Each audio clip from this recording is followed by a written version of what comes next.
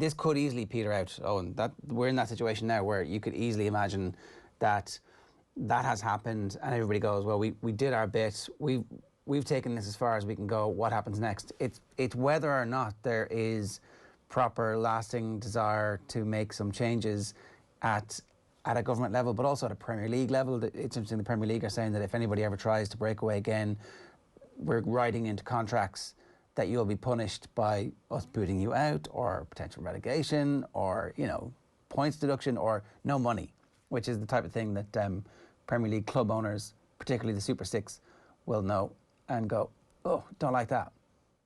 And the Premier League are in an interesting position now because they were part of the whole story blowing up around the Super League, part of stoking tensions around the Super League and saying that this thing is not going to happen. This thing is very, very bad for football. Like, obviously, numerous reports about banishing the Big Six from the top tier, points deductions, all this big language used around it, and the Premier League then to come out in the aftermath of the weekend and to condemn Manchester United fans just wouldn't have been possible. So they're now in a tricky position where they back themselves into a position where they have to support scenes like Sunday, which again is probably a good position to take.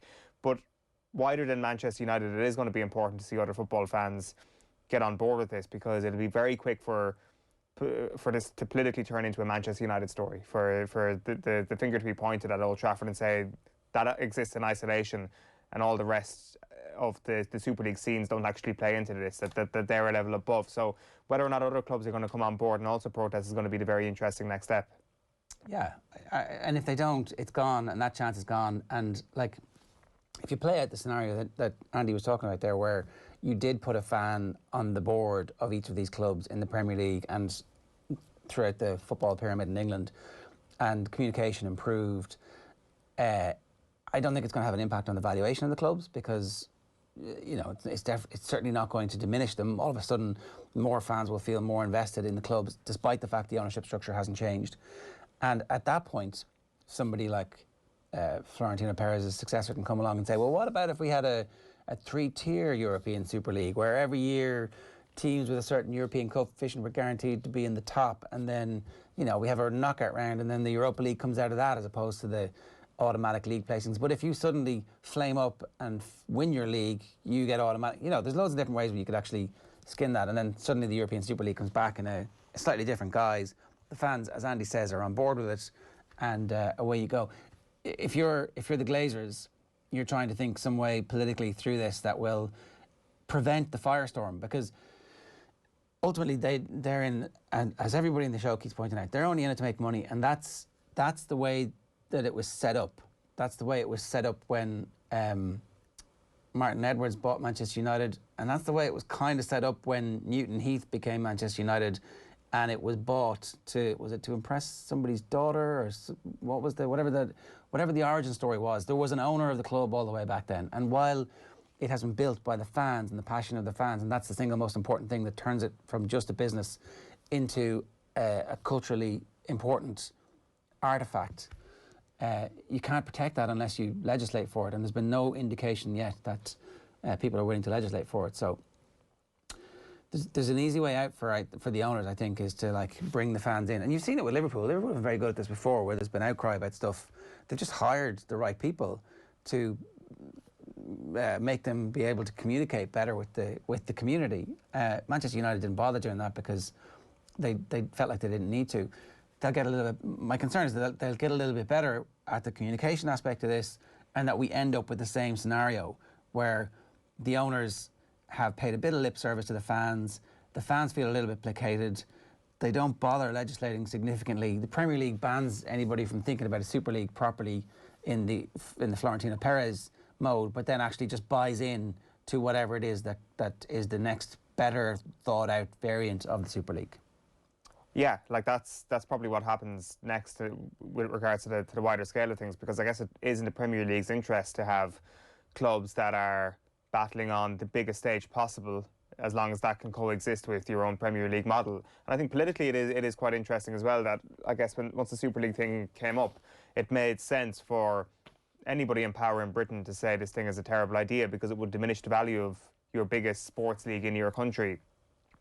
Now, though, what then happens? You want to maintain the value of the biggest sports league in the country, and it's important, I guess, for the idea about the Glazers actually upholding that value to be deconstructed over the next little while. Because I do think that misconception has been out there that the idea of signing Harry Maguire for tons of millions of pounds, I can't remember how much Harry Maguire was signed for, is in some way connected to the business acumen of Joel Glazer. And I think that idea has been pretty roundly deconstructed over the last little while, but there is still further steps to go to show that the Glazers are not responsible for that. The Glazers are the ones benefiting off it a little bit, maybe press the green light on it a little bit, but it's not their money, essentially, that they're spending on players like that. That the Manchester United scenario is different to Chelsea and to Manchester City, basically, because I think immediately the Super League was, oh, it's 6 versus 14 when it came to the Premier League, but actually all these 6 clubs are constructed in very different ways. They've all got owners with very different interests. While they all wanted the same thing with the Super League at one point or another, the way in which their ownerships are structured is very different, and perhaps the most sinister setup of all of them. Well, actually, no, I'm not going to say that, but a sinister setup is certainly Manchester United, and it has been flagrantly so for the longest period of time amongst those top 6 clubs. So it's important to actually push that idea that it's not this blank check coming in from Florida. This is somebody who wants to take checks out of Manchester United and enhance their wealth in Florida rather than the other way. It's actually the opposite of blank checks. It's blank checks going the other direction. Yeah. It's the complete opposite of having an oligarch in charge. Yeah. Reminder, OTB AM live in association with Gillette. Good morning. Start with Gillette, giving you the confidence to tackle the day ahead. Interesting, in the midst of all this, one of the other tectonic plates is shifting at Arsenal. Ger Eoin has confirmed that the founder of Spotify, what's his first name? Daniel Ek, came to him, and himself and Vieira and Bergkamp heard him out, and that he's now calling on the Kroenkes to listen to Daniel Ek about a potential sale. I don't really get this in a way. Like, I get that you don't want the Kroenkes to be in charge because they haven't been great owners. It's really easy to say they have not been great owners. And what difference would it make having this billionaire be in charge? Why aren't those 3 using their political clout to agitate for a 50+1? Is that not the right thing to do at the moment? Because are you not just replacing one billionaire owner with another? What's the point of that? Yeah, it is quite a short-term outlook to think that they can just buy out the Kroenkes, and like that is the truthful way of how you are going to get the Kroenkes out in the short term. But there is a bigger picture here, isn't there? There is a talk of proper reform, like on a legislation level, and that may actually filter down to Arsenal, and that would essentially force the Kroenkes out. Maybe they could use their political capital in that way instead, the likes of Henry, Bergkamp and Vieira. But no, they are backing this guy who has pitched himself as an Arsenal fan, as a good guy. You would have to have concerns about that. You like that this is going to actually represent anything other than maybe a happier face or a more amicable face at the top of Arsenal, because that's all that's changing really is just a better PR drive from the club, an easier PR push from the club. Yeah, so he's saying that he's had a conversation, Thierry Henry has had a conversation with the Arsenal Supporters Trust, and they want to put Arsenal people in there and put Arsenal people on the board, the type of thing that you haven't seen in a long time. See, you go back to the period of time where before Wenger came in, and for the vast majority of the time Wenger was there, the club was run in that way, and then the Kroenkes came in and took over, and things changed. You know, the famous old the Arsenal way in the marble halls, that all made a lot of sense. It's just that unless Daniel Ek is coming in to facilitate the club becoming owned by the fans in some kind of Barcelona way, it's just going to be the same. It's just the same methodology, and like, you can have a better owner. I think it's fair to say, like, I know Daniel Harris was making the point that John W. Henry was there to make money, but they are at least capable of investing and showing that they're interested in investing, and they have been better owners than the Glazers, it's fair to say. But it's all degrees. They're all kind of similar in one way, and I don't think if you're an Arsenal fan, look, if you're an Arsenal fan, you probably just want the Kroenkes out, and you think what's going to be next is automatically going to be better. And you look at Hicks and Gillette, and you go, yeah, well, if the difference between Kroenke and Eck is the same as Hicks and Gillette and John W. Henry, then happy days. That's been a massive success. So I don't know. It will be very interesting to see what the Liverpool fans do on the back of what happened at the weekend, because if they were to come out next, and they've got a long tradition of protest, if this spreads, then all of a sudden, I think there could be real structural change in how England legislates for the ownership of its football clubs.